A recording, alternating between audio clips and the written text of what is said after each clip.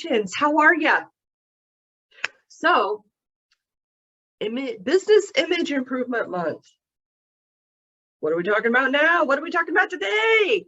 So today we are talking about rebranding. You know, I know we rebrand because things go out of style, things change, you want a new voice, you want to look at a new market, and even just the style changes, right? And I always struggle a little bit when I go to the grocery store and the box looks different for whatever I'm buying. And I was like, why does the packaging look different? I like the old package. And then after a while, you just get used to the new package, right?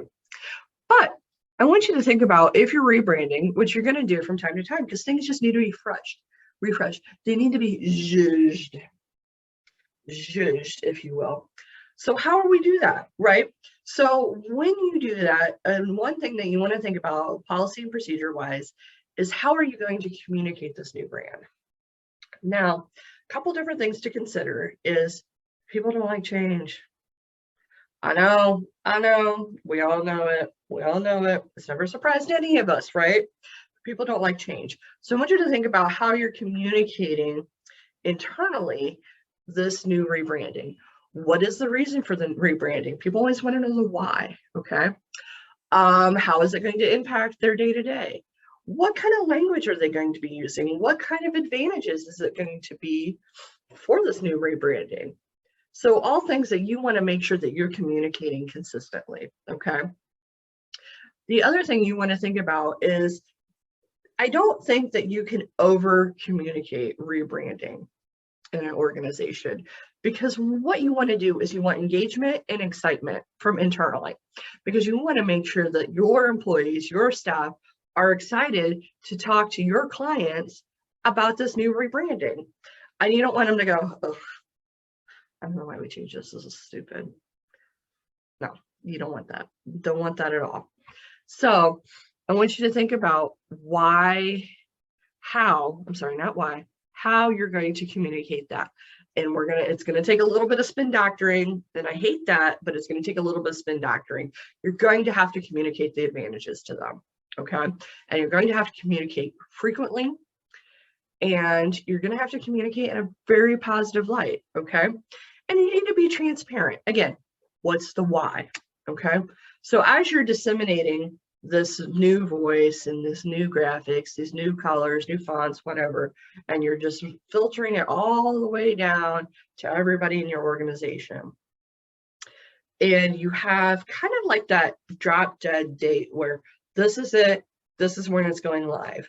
And once you have that drop dead date and everything is done with the new rebranding, it's time to get rid of the old stuff. Now, think about this for a second. I just want you to think about this for a second. I know that seems obvious. I know it seems obvious. It totally seems obvious, but how many times do we do it? How many times do we forget to do it? I'm going to guarantee you, guaranteed, I will bet you my morning coffee that we forget to do this more often than we remember to do it. But we need to get rid of that old stuff. So make sure you're getting rid of the old branding stuff, making sure that you're communicating that fresh, new, fun voice and the reason why we're changing and the reason and the advantages to the change, because people aren't going to buy in if you just say, yeah, we're doing this. What does that mean for me? I don't know. No, they need to know. They need to know, and it takes a lot of hand holding and a lot of communication. And I know it sounds silly, but it's not. It's really not. Changes disrupt people's everyday. So changes like this disrupt people's everyday. If you're implementing new systems, if you're implementing new language, if you're implementing basically new attitudes, new features, new stuff, it disrupts people's every day, and you need to make sure that they're on board for this, because it's a lot easier to do it with people on board than it is to do it with people not on board, and you're dragging them behind the truck. Okay, not literally. Please don't do that literally. Anyway, that is it for Image Improvement Month. This is Heather Lytle Communications, your source for policies and procedures made easy.